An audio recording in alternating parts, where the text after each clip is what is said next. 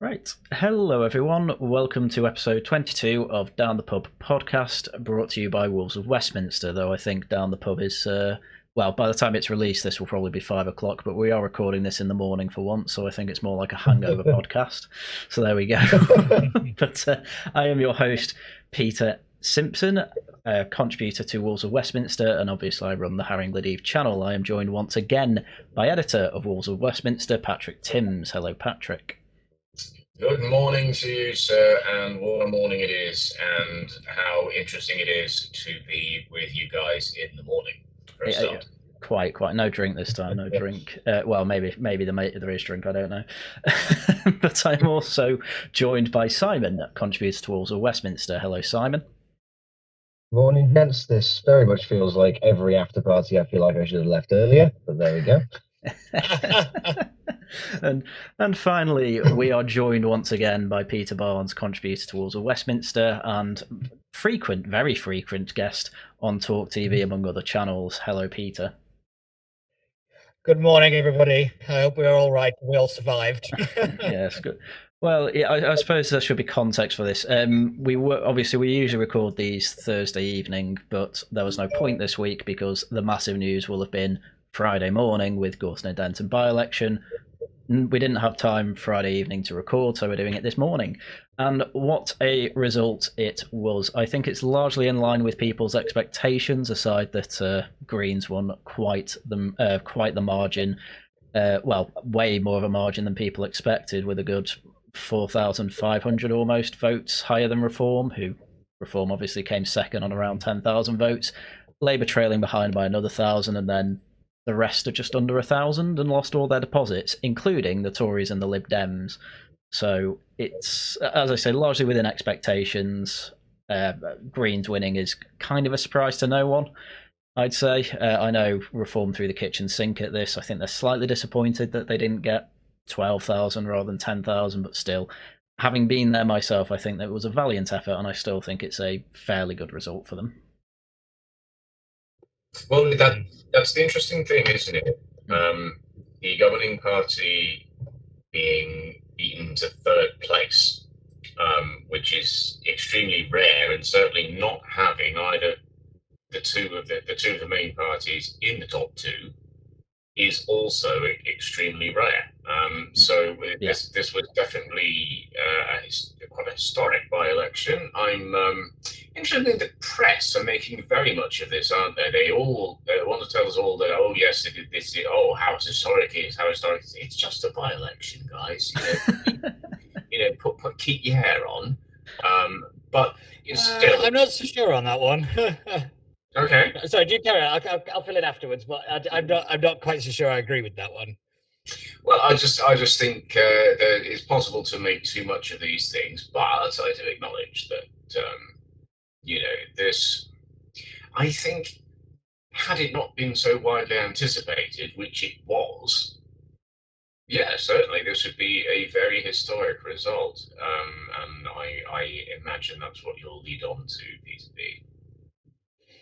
Yeah, definitely, because let's not forget this is the first time the Green Party have won a by-election. And yes, whilst many politicos expected it, the polling had it at a 3-horse race. The actual result had the Green Parties 10 points ahead.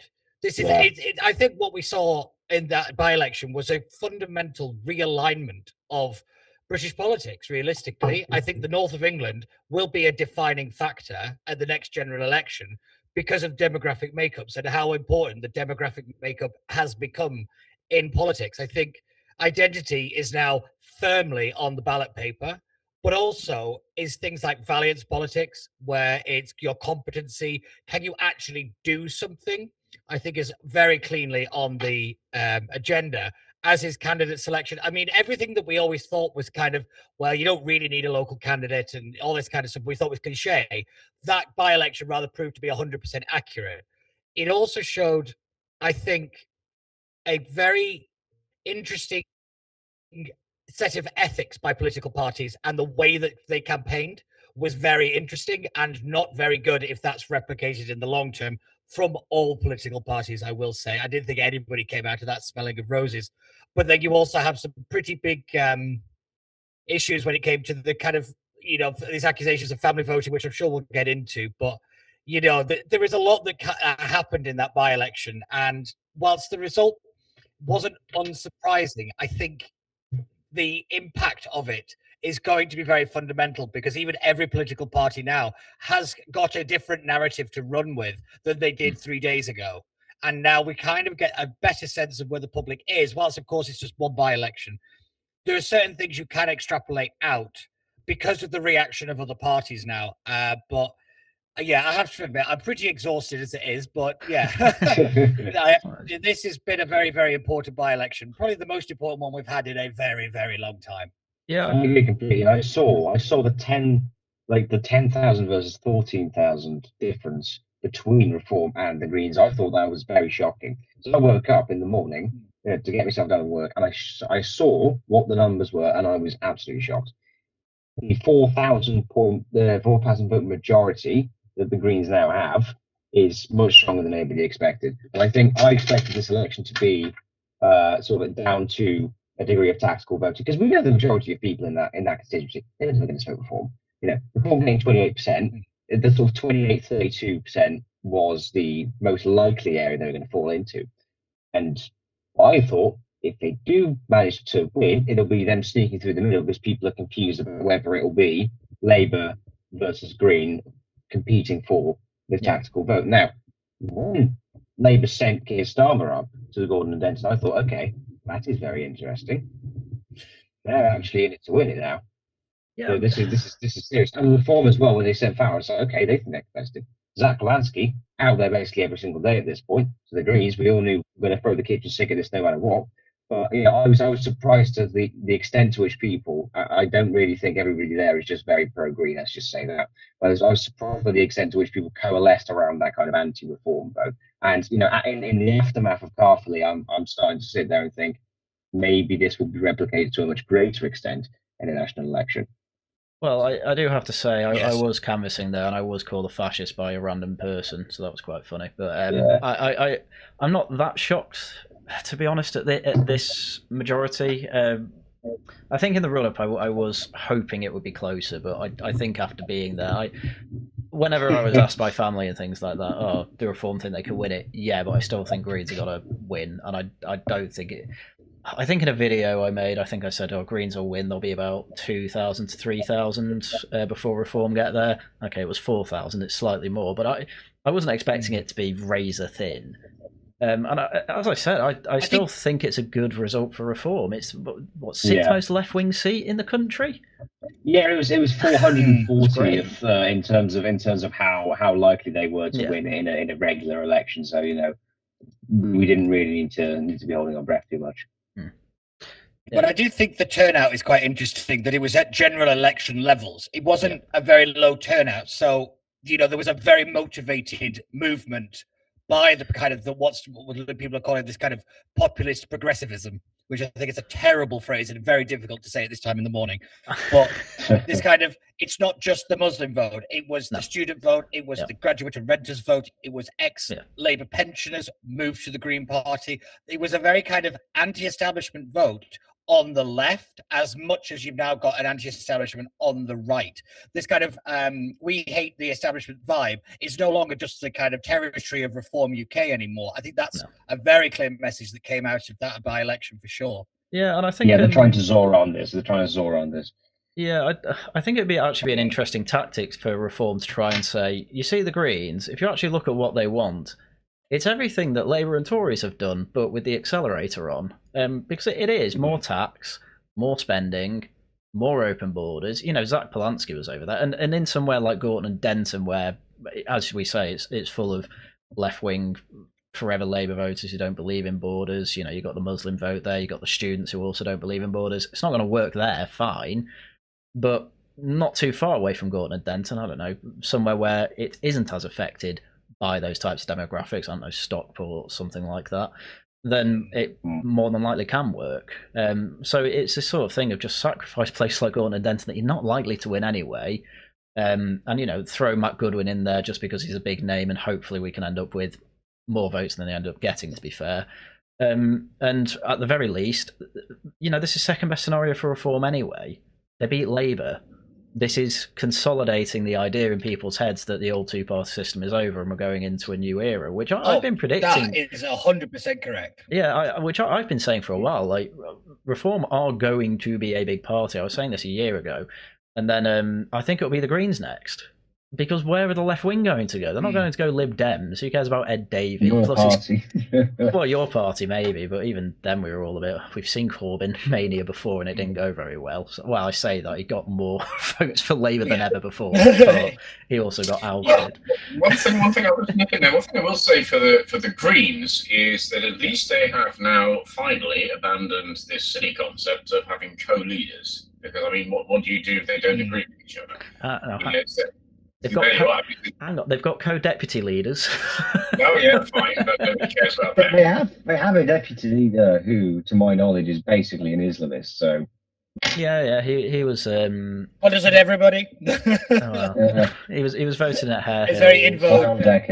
Clown decade. Yeah, well, quite. But so, there we are. There we are. So we have this result now. It's like I say, I think it's maybe I just spend too much time with Westminster types because I mean really nobody is bothered. So it's just we all anticipated this anyway, perhaps not quite the same scale and extent, but we did. But then I wonder what would have happened if this was a seat in Bedfordshire. You know, for example, in Hertfordshire, something like that, one of the home county seats. Now, if this were to be replicated there, then I think any Tories who weren't already wetting themselves would certainly be wetting themselves even more. We have to bear in mind the history, as has been pointed out, of this seat and where its natural proclivities, shall we say, in political terms, would seem to lie. So it's not particularly surprising. It's basically, yes, we're still a bunch of lefties, mainly, but we don't like Labour. So where are we going to go? We're going to go over there. But with that said, the fact that Reform did get 10,000 votes is also telling. So it seems it's the clash of the titans there. Really, it's the clash of the rebels. The rebel titans. You know, do we want this rebel or that rebel? You see, that's the way it seems to be. Yeah, which is, as I said before. Sorry, yeah, just as I said before, that's why I think Reform's best way forward with the Greens is just say these are actually Labour. Just with the accelerator on. So it'd be interesting to see if that's picked up, because I did see an analysis like that going around on Twitter, and I know Zia Yusuf's a fan of looking at Twitter, so fingers crossed. But I will say, if they keep peddling this sectarian politics line, it's going to blow up in their face, because the one thing I think the Reform learned from that by-election is they have a ceiling, and they don't know how to campaign in multiracial areas. Because that's what it was, a Frankenstein constituency. It was lots of little areas all put together, and Reform could only really target one bit of it. If that is replicated in other seats, which it is, unfortunately, it doesn't have that large a kind of majority where you can maybe lend votes or whatever. I do think that they need to start to redefine a lot of their kind of values when it comes to things like immigration, what it is to be British, because that's what really has put the cat amongst the pigeons. And it was a big factor, I think, with Matt Goodwin's comments about you can't be British without, it's just a piece of paper kind of comment. And then you had Dr. David Bull on Sky News basically throwing him clean under the bus over that comment. You know, he's been very much kind of dropped over those issues. And I think this little drama of theirs and Restore Britain and Advance UK, which are, you know, I said don't run, they ran, there you go. But they have to settle this, because it's going to be a narrative that the Green Party can weaponize very effectively if they're not careful. And what this really did show is that you can leave the Labour Party and you can punish them and attack Reform at the same time. So that's what this was. It was a by-election that showed there was permission to do it. And I think that is going to be a problem for Farage and the team there if they're not careful. I think Reform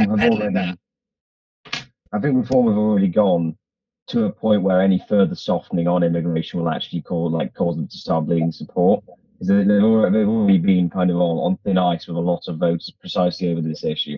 In terms of rhetoric, fair enough. Maybe don't reel out the guy that said you don't necessarily become British by being born here. Don't reel him out, maybe. But I don't think the benefit from a further softening. I think they just might have to accept that there are certain groups of people that are never going to vote for them. Which Farage but has that's going to be very tricky. Farage has kind of said before, I'm not here to please everyone, so they are already on that idea. I will say, even when Matt Goodwin was asked about his comments before, he did backpedal them a bit. He's still, English is more the ethnic identity, British is pretty much purely civil, obviously. I don't think he said the line, anyone can be British, but that's pretty much the line he was going down. Which basically everyone agrees, anyone from all over the world, if they come here and integrate, we can consider them British. The problem is that it's obviously been given to people who don't believe that, like the Egyptian guy. Can't remember his name. I'll just look in here, and of course we have on our panel we have Simon. Hello. Yes. Yes. Well, you knew what I was going to say, mate. You came here when you were 8, and all I hear in your accent, is Stoke. Yeah, my sins. So there we are, and you are, as you described to me before, the English-speaking child. Very much.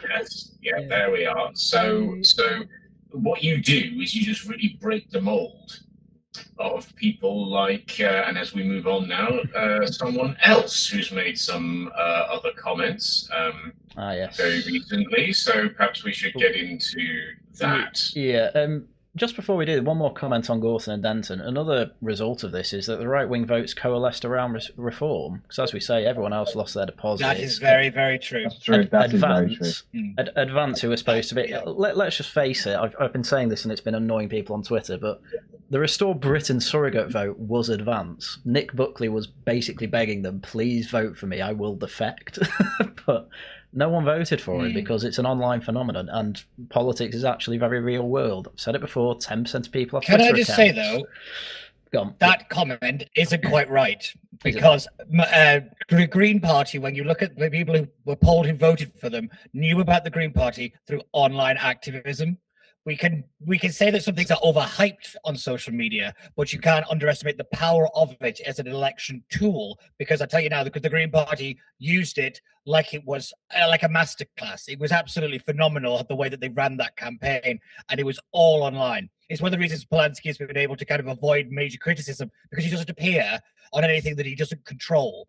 In this election, it was very smart. And whilst yes, things can be overhyped, I don't think we can underestimate if the kind of coordination effect of social media, particularly with tactical voting. And I think that's going to be even bigger now than we even thought it was going to be. Yeah, it's just an interesting point, that, because obviously algorithms and things like that, but I didn't actually see any green. I didn't even see green adverts. I remember last election. I've seen a few of them this morning. They are utterly dreadful. I mean, not dreadful as in they're bad, they're quite good, but they make me want to put my head in an oven. But they're not badly made. It's just the messaging is like, oh my word. Yeah, no, I get that. Well, I think in all fairness, the Greens are the kinds of people, the modern Greens at least, the kinds of people who are quite happy for you to put your head in your oven, as long as you've already put a tick in a box first. But but I will say the advance was also very on. The campaign for Advance has been very online. They're even on. Ben Habib was on Talk almost daily for 2 weeks. So, there's two sides of that coin, I'd say. But yes, I think it is time to move on to Restore, who've been throwing out an awful lot of policy recently. That we can get onto that too. But the main reason we're bringing them up is obviously Charlie Downs last night, I believe, was on GB News trying to defend the age-old question of what does it mean to be English or British. And long story short on that, he basically just tried to duck the question, which is a very odd thing considering that this is supposed to be the central differential between them and Reform. And if they're asked directly about it on live TV, the last thing you should be doing is trying to say, we don't have time, especially when the reply is, I'm the host, I know exactly how much time we have, we're getting into this. Which, it's I can't really describe it as anything other than a disaster for Restore. Well, as we were saying off air just before, this is, he's just tweeted again,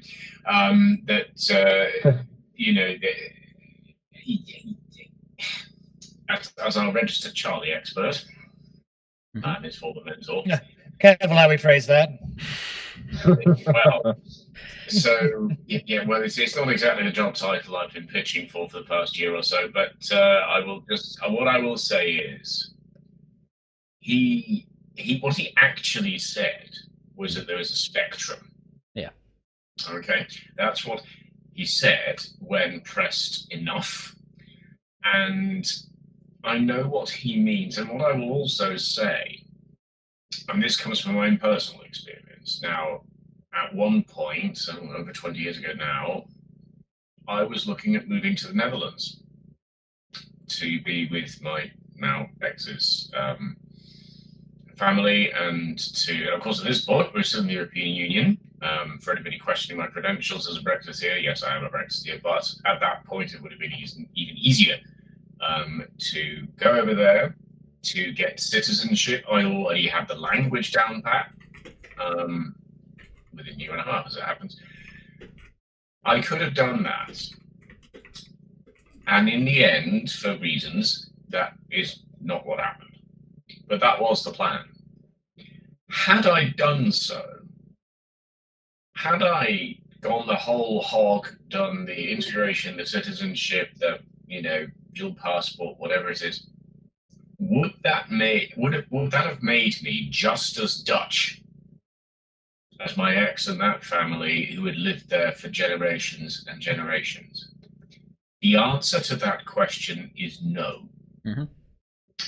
So I would have had to accept living as a foreigner in a foreign country, which at that time I was willing to do. So when Charlie speaks as he does, that's the theme he's actually riffing on. He's just trying to point out, I know how he thinks. He's just trying to point out, and as he was trying to do with Nana, that this is why he uses the word spectrum. And he's been on the record previously saying, it's not about being British, it's about how British are you. It's almost as though he wants a freaking league table. It's almost as though that's how he thinks. So there is, there are different levels of being British. To him, I would respond, and I will direct this question to Simon as well, if you don't mind. How British is Simon? Well, I feel fairly British. But the thing is, I'm kind of actually with somebody else I'm going to drag into this conversation called Swellen Rahman, where she says there is a difference between what's English and what's British, right? You can separate the ethnic identity and the cultural identity, but to your question, I'd say I feel very British. Well, I was just about to finish. I would say, Simon, if you hadn't told me you were effectively Polish, I would not have known. And I'm a linguist, and I'm very good at picking up on accents and origin and that kind of thing. Now, I think when you have somebody of whom you wouldn't possibly know, I can think of another friend. His name, I won't fully name him, but his name is Diego. He don't know if he was born here or whether they came over here at some point, don't know, but he's Italian. Now, his mother, with whom I also had a very long conversation, you can definitely hear the Italian in the accent. In him, who is now 19, you can't at all. So what I would say to Charlie is, the thing is, he is trying in his own way. When he says spectrum, I get what he means by that. But then it becomes the threshold of when does it not matter? And I think that is what Nana was trying to get at. Yeah, well, certainly, yeah. Because, I actually happen to disagree with Suella Braverman. I think she is English, but if she doesn't self-identify, I'm not going to tell her that. Because I think English, for a long time, has just, well, not entirely, but majorly been a civic identity, and genetics were basically because it's hard to come over to the island, or it used to be anyway. It's very easy these days, it turns out. But that's completely different. conversation anyway to what about this entire scene on GB News, because everyone on that table seemed to know, and he was even directly asked this in the end. It's because she's black, isn't it? To which he very quickly said, "Oh, come on, you don't think, implying you don't think I'm racist, do you?" And everyone on that table will think, "Well, you're not exactly not really, not being racist, defense of it." Yeah. Again, it's a spectrum. Well, yeah, but I mean, you're exactly right about the spectrum thing. Everyone understands what he means. Sorry, Simon, you're not as British as me, but then again, I'm a perfect, third of each of the British Isles, so that kind of makes sense. With Nana, I don't think she'd be offended to say, "Yeah, you've not got British parents." Well, she might have British parents, I don't know. But can I just interject? Because I've just been thinking, I've been listening to this, and I've been thinking, no one's bothered to ask Charlie, why does it matter? Yeah. What's the end point of this? What are you hoping to kind of rectify? What's this a solution to? Because I really can't put my finger on whether a person is British or not, and whether that means they can fit into society, whether they can integrate, or what. I don't understand how any of this makes a difference to a single issue that we actually face as a nation. Well, that is a very good point. I don't get why we're even having why they're even bringing this up, and what they hope that it will rectify. I've tried my best to understand it, and I'm just wondering if any of you three can rather help me on that one. Well, I can't help you in a sort of crude way, I think, genuinely, because Restore do believe in just shipping out all the brown people and thinking that will solve the problem. Sorry, just to butt in there as well. You need to see who Steve Laws is and what he said about remigration, and that's ultimately what they want. And it does end up with just deport all people who fail the blood test. And just on a side note, whenever a Restore bring up, the purity of certain parties and their candidates, they've just allowed True Geordie in. And I'm not going to say more than that. You can do the research on what he said and what he's done on your own. It's not PG, and it's not really. We'll say it's hypocritical to have a go at Bonnie Blue for supporting reform, and then welcoming True Geordie into Restore when you're supposed to be against that sort of thing. We'll put it that way.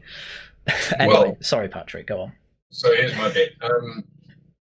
The thing is, it is a form of ethno-nationalism, because we know that what Charlie supports is basically the Anglo-Saxon race, which is, I mean, the clues in the other half of the name came from Germany, or what is now Germany originally, but it is this form of saying these are the British people, as he's decided, despite the fact that actually the Celts are the British people originally, the Brittonics. But there we are, never mind that. It's more a case of saying, I think, and it's not to do, I'm going to disagree, it's not to do with, brown skin or whatever. It's basically, can all the foreigners just sod off now, please? That would appear to be... We've already got the recipe. Well, that's the recipe. That's the thing. That is what the basic message seems to be. Charlie, and I know him, is genuinely confused by the idea that people would find the things that he says sometimes to be racist. He does not understand this. He does not understand it at all. So when Nana made an issue of, am I British? And here is an older, more experienced black woman talking to this young white man. That is how he's going to feel. What he's going to feel, again, is that he's being attacked again for saying that because she's black, she's less British than him. That is how he's going to feel. The reality is, I will bring it back to what I said before. Now, because we don't even need skin colour to be an issue in this matter, had I gone and actually moved to the Netherlands permanently, had I acquired citizenship, had I got the passport, had I done the integration, had I learned, well, I'd already learned the language, would I be just as Dutch? The answer to that is no. And that is what people like Charlie are getting at when he refers to the spectrum. well, you can be British, but you're not as British as my family who've lived here for generations and generations. On that point, he is not wrong. But what he is doing is making far too much of it. And that's what Restore is also doing, in my opinion, making far too much of it. And it does leave you with an impression in the mouth, and that's what I think all the people in the room were picking up on. Can all the foreigners just sod off now, please? You may recall from the chat, guys, for viewers who don't know, we have a chat. Of course, we do talk to each other. We do talk Yeah, we are. This is not just a bit. There was that picture that I put in there that Charlie tweeted out as to how he wanted England to be, and I put it in the chat and said, why does it look so much like Camelot? Yeah. It's the funny thing that I always see with these AI slop images they put out. It always looks like the terrible. Cotswolds. It's like the Cotswolds isn't affected by these issues. The issues you're talking about, mass immigration, taxes a bit as well, are obviously, but these are areas largely actually untouched by the issues of Britain today, basically because everyone there's filthy, stinking rich. Jeremy Clarkson lives there for a reason. So, we want the whole of Britain to look like this. Sorry, there's cities that exist. That's where majority of people live. That's where majority of people want Britain to be actually working properly again. You can love all these scenic countryside towns, and yes, there are areas now. 1960s, 7,000 edits. Yeah, but obviously some of these areas are being affected by mass migration, especially since Boris Wave, because it's spilled out from the cities now. Sure, it's not that many, but if you're putting pictures of the Cotswolds on, you're kind of missing out here, because barely any of your support comes from the Cotswolds, because people like Jeremy Clarkson live there, who's going to vote Tory for the rest of his life and is a massive Cameronite. That's how people there think. So realistically, their support's mostly coming from boomers who've gone through white flight, fled London, Essex lot, what have you, or it's coming from Zoomers who don't know any better. That's largely where their support comes from their own polling that they pay for. Well, yes, as you're right, they did do their own polling and then act like this was the word of God. But it is interesting what you say, though, that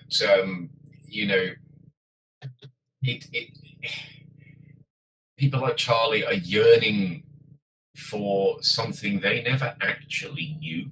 That's a really good point. If you ask him about it, he will tell you that his parents and his grandparents told him stories of how England used to be.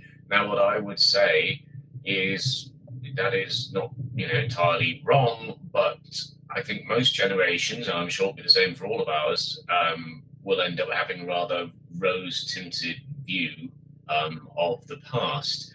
But Charlie seems to have accepted this as gospel. And therefore wants to recreate that. Now, I did see him put a tweet out a few months ago now, where he was trying to say, and again, I know him, I understand how he thinks, he was trying to say that, no, it's not about going back to the past. Okay? At some level in his mind, he does understand this. He also put out another one discussing the difference between an ethnat and a socknat, social nationalist. I think that's it. Right. Good. Glad that way around. It's just to get that out there. Whoa. But listen, my point is that it's not that he isn't doing his own thinking, but I think he's getting wrapped around in knots around this because there is a fundamental underlying issue with him. He's not that keen on foreigners. I remember walking down the street with him. We were just coming back from Waltham Central, going to the station, going back home where he was staying over with me because he had an appearance the next day. And we went past the Eritrean restaurant, if that's what you want to call it.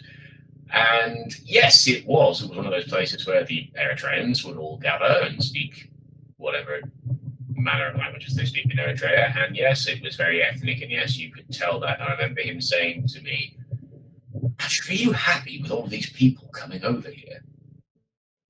So I know what's going on underneath this is that he doesn't like things that are unfamiliar. He doesn't He's not a racist. This is what I have to make absolutely clear, and I will shut up in a second. But this is what I have to make absolutely clear. This is why he keeps being constantly surprised by people telling him he's basically a racist or an anti-foreign, because he isn't. He just, and it's not to do with skin color. What it's to do with is the fact that he doesn't recognize the picture of the country that he's been given in what he sees today, and he doesn't like that. That, and just to move away from Charlie now, in terms of Restore Britain overall, is basically what they're about. It's not racism. It's not skin color. It's, I don't recognize the image of the country that I've been told used to exist. I remember when he was on, I think it was LBC at one point, and the presenter was trying to say to him, look, actually, Charlie, 50 years ago in the 70s, actually, things were not so good in the country, as you seem to think. He then, the presenter, went on to say the most inane thing I've ever heard in political presentation, because Charlie was going on about experts not necessarily knowing everything, and the presenter said, sometimes people just know stuff. The most thing I've ever... What was that, Jeremiah, your education years? I just know it. Well, no, I'll just finish up by saying that it turns out, yeah. I asked some other presenting colleagues about this. Turns out said presenter has also done a lot of work for Channel 4, and I am incredibly unsurprised. Yeah, I mean, just to kind of, I was just going to say, just to kind of focus it more on Restore Britain. I think, is this not a case of Newton's third law? In other words, for every action, there is an equal and opposite reaction.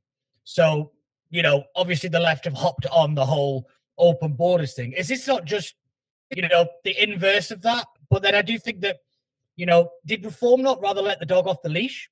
But when you start making things about patriotism, when you start making things about whose side is he on, did they not open the door to people like Restore and for people like Charlie to espouse these things very openly on the media that they wouldn't have done 3 or 4 years ago? There's no way after one incident like that he would ever have been booked again.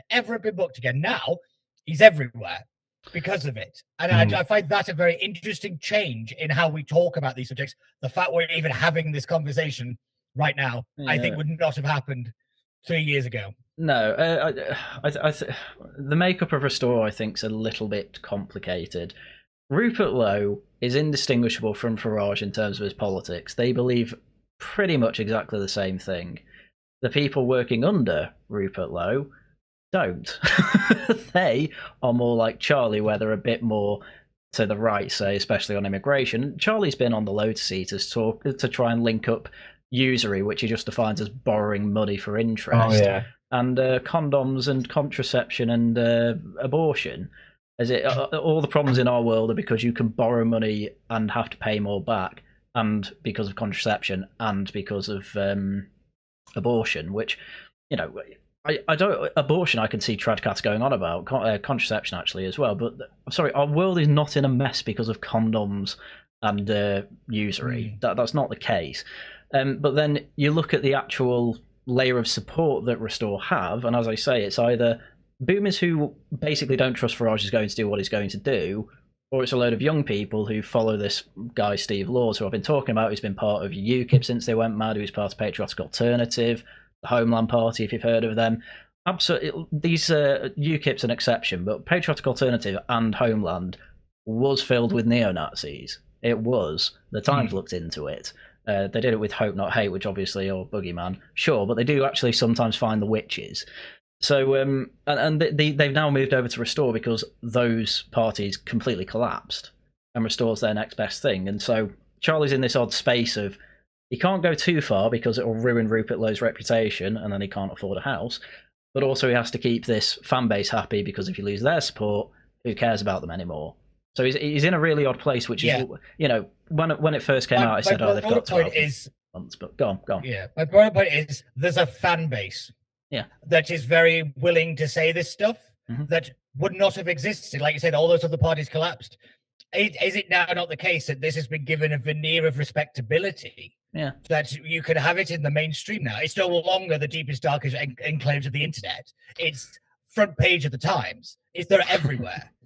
And I think that is the more interesting thing about Restore. Isn't necessarily what they're saying. It's the fact that they're even saying it at all, and people are listening to it. It's the receptive audience I find more interesting about the kind of how they've got together and all the rest of it. Lots of parties have bad actors and all the rest of it, but I think it's the fact that the mainstream hasn't denounced it like it would have, and the fact that they've got a level of media representation that would not have existed. But like I said, just a few years ago, and that change it cannot be underestimated, really. The question now is whether this change can be contained, or whether the right is just going to continue in ways that the left does, spiraling further into its own kind of purity down the spiral. And it's very interesting to me that we now have, I think, more right-wing parties than at any point, at these vaguely credible right-wing parties than at any point in the history of this country. And it makes me also sort of consider what is going to happen to the Tories. Where are they going to find their identity? Because they're still, they're sort of sitting at 20% of the polls, and they're not really dipping any lower than that in spite of various mistakes, shall we say, in recent weeks. So I do wonder what kind of identity they're trying to carve out here. I will say on denouncing Restore, though, it kind of is happening. It's just not happening very loudly, because the only places really that give them any airtime are Talk and GB News, because there's no way they want to get on the mainstream yet, especially when even their own side is saying Charlie's doing quite bad. But on the Daily Tea the other day, it might have been yesterday actually, the Sunday Telegraph editor Alistair Heath, he was actually directly asked by Camilla Tomley about them, and he basically just said, well, their support's full of nasty, he might have even said neo-Nazis or proto-fascists, maybe, I can't remember. He used one of the words that they try and dismiss. Danny Finkelstein has been on Twitter throwing out clips and things like that of Steve Lords with Young Bob, both Restore members. Young Bob has even been a spokesman for Restore, where he's basically having a go at a half-Jewish guy, saying you're going to get deported, you've got no choice in it, chudding out, as we call it on the internet. And well, not nobody, obviously, but barely anyone is going to actually vote for that. They get anywhere in an election, they start getting any sort of mainstream representation, they're going to get skewered. And so this is the thing, why aren't people talking about them? They're not big yet. We just said, though, that reform can't move any softer because it will lose them support.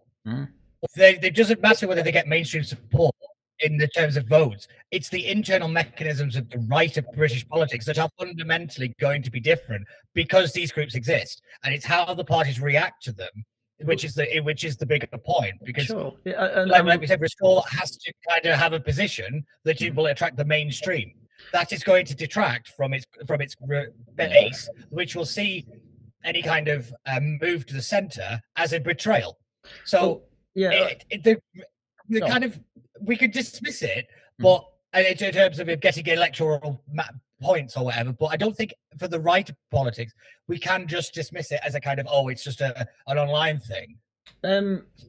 Possibly not, though. I'm still on that train. I did just want to say one more thing. Farage himself, who is the right of British politics at the moment, he has denounced it, not necessarily by name, but he I can't remember exactly which press conference this was at. It might have been Zia Yusuf's Home Secretary, shadow Home Secretary, one in quotes. But he said there, we are the only respectable centre-right in politics. There's an ethno-nationalist group popping out, or multiple. That's obviously fired at Restore. And they didn't really react to it at all, so they now have that label. And beyond that, actual ethno-nationalists have all joined it, have found that they haven't been denounced, and they're not very difficult to look up on Twitter and point to and say, this is Restore. You do actually have to gatekeep laws. Yeah, you have to gatekeep your own party membership. Yeah. Reform do this all the time. So it is being reacted to. They're just doing it quite quietly, because there's no need to give them air. They're giving. You want to give them their own rope to hang themselves with. I was going to, yeah, definitely. They will always. These groups always take themselves out. Do you think the general public see a difference between restore and reform? Not That's I a don't think bigger generally question. knows who Because they if I are. was running no, but in terms of the kind of racist connotones, I've never been shaken off by Nigel Farage. Let's be realistic. There's a very easy way to attack reform by making them out to be restored. Go on, Patrick. I was just going to say, Peter B, you've got your interviewer instinct. I know, yeah, sorry. It's just one of those kind of bits of politics I actually really enjoy talking about, because it's about the broader side of things rather than narrow policy stuff, which everybody finds like just pass the roof over. Yeah. Quite so. And you're limited. What I was going to say was what we have, and to bring this back all the way back to Gorton and Denton, is we have people who are fed up, by which I mean voters, the electorate. We have people who are fed up. And people who are fed up in one direction are going to go for the Greens. People who are fed up in the other direction are going to go for reform. And that is basically what we saw. It just turns out there's slightly more of the former than there are of the latter. But with all of that said, who are Restore appealing to?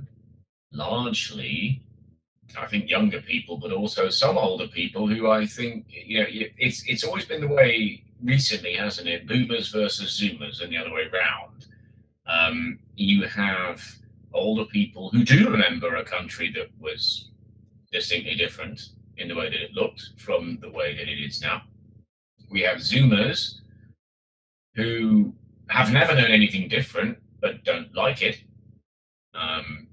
And they keep being told by this is bringing back to Charlie, parents, grandparents, whatever, that things used to be different. And again, as I said before, rose-tinted view, perhaps. But so you have this sort of broad spectrum. Now people, around our age, Peter, without revealing all too much, who are kind of in the middle. And so I don't imagine you are likely to find either myself or yourself on their side of the pitch, because we're just kind of nothing. You get to this kind of approaching middle-age stage where you've lost the shine of youth, but you don't. Okay. Well, I'm saying it. I'm saying replaced by a different shine on the dome, we'll say, yeah. Yeah. I'm wearing a hat for a reason. It tends to happen, and I'm speaking now to Peter S, because you're around the time now in your rather late 20s when this will happen. That's when it happens. It's if you pull something off that's like really amazing, it's not amazing because, oh my God, but he's also so young. Yeah, not anymore. That disappears. It's no longer special. It's no longer amazing. But at the same time, you don't have the wisdom, the experience of somebody in their 50s, 60s, 70s, whatever. You don't have that either. So you're just in the middle and you're nowhere. And I'm sorry to say that for the next decade of yours, that is how it is going to be. But your 30s will also be the action decade. You've gained the experience in the 20s. In your 30s, this is when you now actually have to get stuff done. And then you'll hit middle age, and the menopause will happen. And it will. Oh, you believe me, mate? Yeah, oh, yes, it will. And then there are other considerations to take into account. But to bring it back to the point, in terms of Restore, yes, I think they've got quite a lot of support amongst young people who've grown up in a world where they expected to get somewhere and then found that they couldn't. And there are also older people who remember a country that was different and they don't really know what to do to get it back other than protest vote for this lot. We bring it back again to that by-election. You've got, with the Greens and with Reform, you've got different people protesting differently. You see? They certainly weren't going to vote for well, they can't vote for Restore, but they were not going to vote for Labour. So there we are, and that's probably a pretty good explanation. So, yeah, Simon has just had to leave to deal with something. He might be coming back. There we are. Yeah. Well, that's not a problem. We're 10 minutes from done, to be fair. But no, we are definitely in the era of protesting, really. And well, that does throw a bit of a spanner in the works for both Greens and Reform, because if either are, well, it could be one's in government, the other's in opposition. You need policies, which, to be fair to Reform, they are definitely working on that. I'm sure it's still not up to standard P2B, but that's fair enough. You do want them to be better. No. With the Greens, though. Yes, I always have to keep reminding people of this. Yes. Oh, yeah. No, the Greens need to also work very hard on their policies. Maybe realms of reality might like to kick in. You know, maybe the less crack cocaine stuff might be quite a good idea. Well, well, I found it interesting. I was on Talk on Friday, and there was a caller came in, and she voted for the Green Party, and she didn't know the policy platform at all. She voted based on morality. Yeah. And I'm wondering, is that going to play a big factor? As in, we don't care what they stand for in terms of the policy agenda. It's about who they are as a party that matters. What type of people are they? It's what we call valence politics. But I find that quite interesting, because she didn't really care that she didn't know what they stood for. And I found that terrifying, but very interesting at the same time. Well, would you say then, Peter B, would you say that, again, it's like we've said before earlier about a certain other person, that sometimes there are proxies and substitutes. So it's the feel-good vote, isn't it? Yeah, these people sound like nice people. I ought to vote for them for that reason. I have no idea what they do if I actually got them elected or helped to. But sometimes people do have a tendency to outsource their morality. It becomes a proxy, it becomes a substitute. And I think actually on the side of the spectrum, you have there again people like Restore as well, who feel as though what they are doing, and people who like them and support them and vote for them and join them, they're going, by doing this, I'm doing something to combat the fact that we've got these bloody Eritreans with their restaurant down the street. It's not really a vote of confidence in competence governance. It's more a case of saying, yeah, I have a problem with this, and you guys say you have a problem with this too. Same with the Greens. Yeah, I want to keep the environment intact. I want to keep it, I don't want things to get any worse. And things do look as though they might be likely to get worse, which is a whole different discussion as to just how, insofar that is actually true. But hey, I'll therefore vote for these people because they believe in that. Yeah, voters don't vote. Yeah. Voters don't vote for governors. They vote for proxy substitutes or whatever it is that they think is important right now. But what I also say to add on to that is they also vote to punish. And I think that is what we're seeing. They're voting to punish incumbency, more so now than I think we ever have done as a country. And that's not necessarily a good thing, because I can't help but notice it's all a bit miserable, isn't it? Everything's falling apart, every broken Britain, all this narrative is very negative. There's no positive voting. I mean, the Labour Party even had to run on, we've got the best brand. That was literally their campaign slogan for the by-election. In other words, we've got a brand. Who cares? Who cares? So do the Greens. The fact that political parties can't, it's ridiculous. But I think the disconnect is so clear now between the political establishment and the population at large, but also the fact that the population is willing to stick two fingers up to the traditional system, but also is expecting a lot from the newbies. And I think that's a very dangerous position for all of us to be in. Well, and I just find it just very interesting. I do think this is the most genuinely interesting thing we've had in British politics for a long time, actually. I think you're quite right. And I also think that it's one of those where this is the problem, and this is the problem that Labour has found in particular, is assuming that they were always going to be better, and people vote for them because they would be better or at least different. Now they've discovered that governing is actually quite hard, and what the people have done now, we bring it back again to the recent by-election, is that actually being different doesn't necessarily make you better. Promising to fix things and then, oh, you don't, well, that was the same trap that the Tories fell into.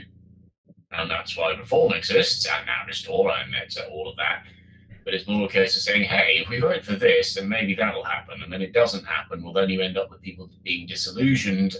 And so then you're going to find parties to the left of Labour, like the Greens. You're going to find parties to the right of the Tories, like both Reform and Restore, in their own way. Because people go, well, yeah, but you said you were going to do this, then you didn't do it. People voted for you originally because they wanted things to get better. Things are not getting better. Therefore, well, they didn't do a very good job, so let's try somebody else. I mean, in all fairness, any good capitalist should love this. It's called shopping around. Yeah. Oh, I'm a big fan. I mean, I can't find it. I do find it funny that we've spent so much time and effort and money into Brexiting, and yet we've just imported European politics squarely into our system, and then we've taken from the Americans in terms of its identity base. Wonderful. What could possibly go wrong? Well, Brexit never happened, some would say. I will say one last point that is quite funny. I have to say about Restore is that this whole point of Reform exists because Tories aren't doing what they said they'd do. Restore's position seems to be Reform isn't doing what they say they'd do. They've not been in power. The problem Restore have really is that the whole thing. I think on that they've got a very strong line. What with some of the Tories coming over? Yeah. Oh, I think the system watering down and flip-flopping of policy. I mean, on Shabib Begum, on the immigration deportation issue itself, not so long ago, but he said Farage said it was politically unviable. Now he's all over it. The rape gang inquiry. There is a big similarity here that I do think on that line, I do think they have a point. The rest of it's nonsense, but that one's right on. I disagree because I listen to the full context of these quotes. Plus, also, spoiler, I'm a Reform activist, so I would say that. Fair enough. But I don't know how well it doesn't. Advance had the same issue here. I mean, really, why do Advance and Restore exist? Because of personal disputes with Nigel Farage. Ultimately, that is why they do exist.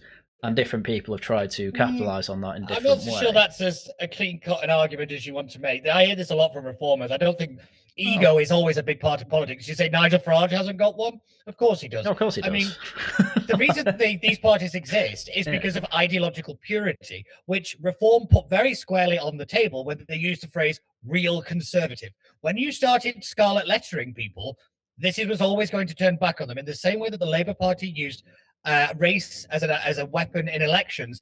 The same, and it's come back around to bite them. The same has happened with Reform, where they made ideological purity a matter of litmus testing, and that's come round to bite them. This is the point where political parties have to be a lot more smarter when it comes to the narratives they use to attract members and voters, because eventually it'll get weaponized against them. Well, the problem you then run into is that all these problems that you've just talked about with Nigel Farage, watering things down, there's loads of clips of Rupert Lowe doing the same thing. He said it directly to Carl Benjamin on the Lotus Eaters. I've got a clip of it. Like they both agreed, immigration needs to come down. Obviously, we can have a bit of it. That's the Reform position. Oh yeah, no, definitely. And this is the thing that the same thing will happen to Restore, that their narratives will come back to bite them, and then which is what's this spiraling down point. I think is 100% accurate, because we're doing exactly what the left did. We just splinter and we splinter and we splinter, and we can't stop. And this is why I keep saying about letting the dogs off the leash. You can't put them back on. We can't put this genie back in the bottle now. And a lot of it boils down to the narratives of, he's not patriotic. He's not, if you believe in this, you hate the country. That was a very dangerous line to go down, because it's given way to this style of politics. Yeah, I suppose that's a fair criticism. I mean, again, I'd argue the results that we saw has put Reform as the consolidated right wing vote anyway. I'm doubt. Well, we know Advance won't do it. I'm very doubt. Advance has collapsed, by the way. It's already collapsed. The last few of their college have resigned recently. I think they've got about, I don't know, 10 people left on it out of hundreds they had at roughly. one point, or dozens maybe. But with Restore, you know, they're still coming out with policy every now and then. I think the latest one was "We will fight political Islam." It's about 2 paragraphs saying we don't like Islam, and then the last one saying we're going to largely be on board with what Reform are doing anyway, which is deport people who can't speak English, who haven't integrated. And I think the only difference is they're outwardly saying Commonwealth voting is going to end. I think that's a difficult one for Reform to say, because then you do have a whole voting block against you. Yeah. So I think they're going to have to do that quietly if they're going to get rid of it. But this is my whole point. As you say, it's purity spiraling over, I don't know, from Rupert Lowe's perspective anyway, maybe 2 to 5% difference in policy terms. To the base, it's like 100% difference. But nobody seems to have noticed yet, which is why I don't think it's lasting very long. But I'm fine to admit that's hubris. It is one of those, isn't it, where you know, when you have people who are polarized as an electorate, there is going to be a reason for that. I think that the term purity that you've used, Peter, is absolutely right, because these are the people who are what you might call the diehards. So these are the people who will not go for. I mean, we had the same thing during Brexit now, didn't we? You know, you had the people who said, no, we know what you're trying to do, and we're not going to let you do it. And so then you have various factions that become more and more and more extreme. Within the Tory party, that would be the ERG, well, as far as they got. You know, as opposed to the TRG, very much the opposite. But it's more a case of saying, you know, the more you polarize people, the more you are going to see this kind of thing. Now, the alternative to that is what we would call wettism, which is just basically trying not to take very much of a side at all. And what you know, and what people don't realise actually about centrism is that it's not actually a slice of cucumber, as I like to call it. I think completely flavourless, you know, sort of thing. I do like cucumber, by the way, but you know, it's not about having no position on anything. Centrism is in itself, in politics, its own ideology. It is a position. It does exist. Trying to pretend it doesn't exist by just saying, "Oh, I don't really think anything about anything." No, that's not what it is. That's not what it is. Well, I think you made a really interesting point here. That doesn't work anymore in politics. You know, I think that's one thing that's come out of this by-election. You have to have a position. You have to stand for something. Where now, this is why the Lib Dems have just disintegrated, and they're not really in the conversation, because nobody knows what they stand for. The Greens and the Reform Party, and you know, even Labour, and to agree, the Tories have a very unique voice, kind of.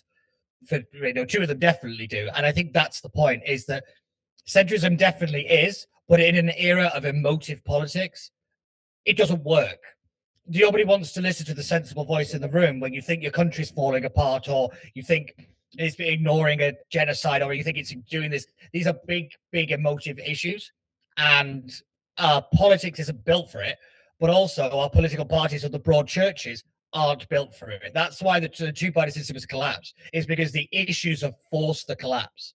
And I'm just thinking whether that's correct. Well, there's another point on centrism. It's entirely dependent on what the left and right are doing. It's got to be at the centre of them. So the centre will move as well. And there's an argument that it's moving right. There's also an argument it's moving left because of the Greens, obviously. So basically, we have to kind of wait and see what happens next election. I think that will show us where the centre largely is. And my hope is that it's largely with Reform, obviously. But you never know with this day and age. There's crazy people on the planet. I mean, the other problem the Greens actually have is that they are mad. They do have mad policies. they you know, drugs everywhere, whatever. there's going to be a block of people who vote against the Green because they've realised they're actually mad, especially the amount of scrutiny they're going to get after this election win. Happened with Reform. Oh, agreed. So, agreed. Said the same thing the other day. Yeah. Yeah. This is now my magnifying glass all over them. Yeah. Yeah. This is not a good thing for them, realistically. So, that said, gentlemen. Yep. Oh, Galileo was thought a madman. well, quite. The reason I say that is because, yes, it's one man's madman is another man's, revolutionary transforms the world. Mm-hmm. And both Reform and Restore and those kinds of people, and also the Greens and those kinds of people, well, there are men and women, indeed. I mean, the lady who was elected, Hannah Spencer, they all think they're doing something. But if Galileo hadn't thought he was doing something, if Newton hadn't thought he was doing something by discovering gravity, where on earth would we be?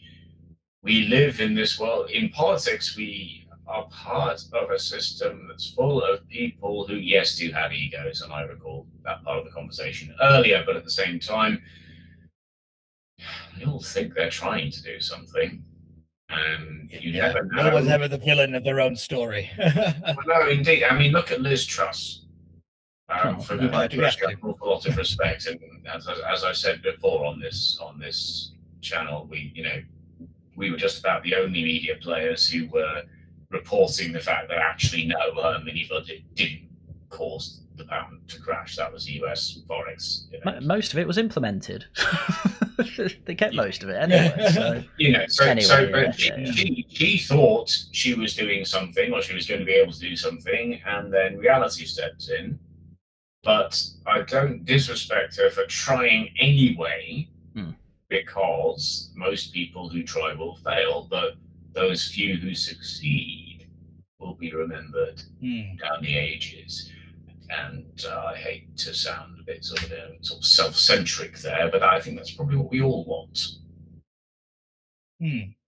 Those of us who have got big enough egos to get into politics to begin with.